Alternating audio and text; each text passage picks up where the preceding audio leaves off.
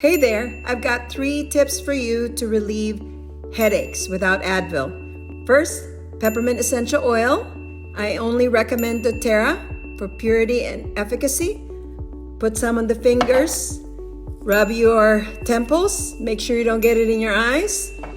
Then take the peppermint, drop some on the palm of your hand. 1 drop is good. Inhale deeply. Then, number 3, take a knuckle and find the center of your forehead and press. Count to 30. Do this 3 times around. If you like this, look us up, gracefulwellnessco.com, and make sure you subscribe, you like, and you share it with others. I'm Grace, certified clinical aromatherapist and face reflexologist. See you soon. Thank you.